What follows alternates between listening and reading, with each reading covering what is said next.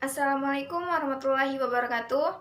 Perkenalkan, nama saya Usnak Denia Putri, NIM 19025424343, tugas Biologi Perikanan.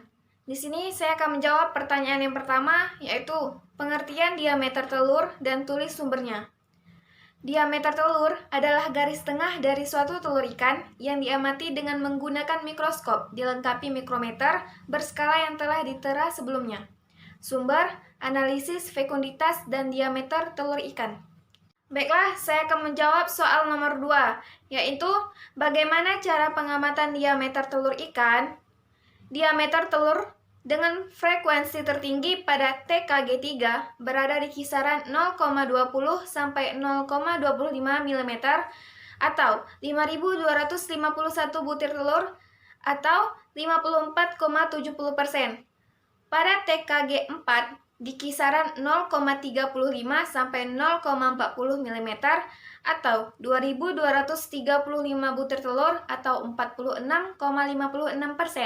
Dan pada TKG5 di kisaran 0,45 sampai 0,50 mm yaitu 2.300 butir telur atau 58,97%.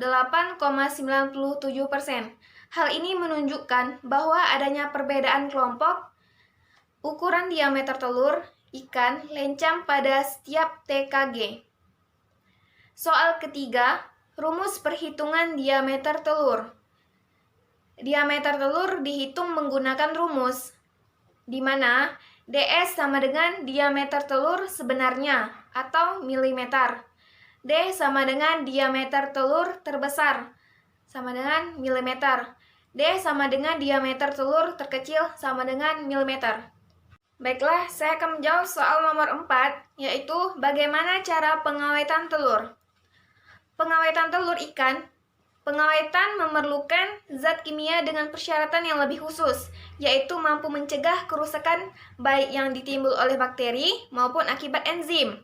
Karena jaringan yang menyusun tubuh organisme sebagian besar tersusun atas protein, maka pengawetan harus mampu mengawetkan dan membuatnya tidak larut pada proses yang lebih lanjut. Selain itu, zat tersebut juga harus dapat bereaksi dengan cepat, sehingga mampu menghentikan semua proses enzimatik di dalam jaringan dengan segera. Pengawetan dapat menggunakan cairan seperti alkohol, formalin, dan osmium peroksida. Dapat juga terdiri dari beberapa bahan kimia yang dicampur dengan perbandingan tertentu, contohnya larutan glison. Modifikasi pada konsentrasi larutan dan teknik penggunaannya banyak dilakukan oleh peneliti-peneliti berdasarkan pengalaman masing-masing. Lefastu 1965 menganjurkan formalin 4% dan Fleming dan NG 1987 menyatakan bahwa teknik pengawetan yang terbaik untuk menghitung telur dalam gonad ikan adalah memasukkan ovari segera ke dalam larutan formalin 5%.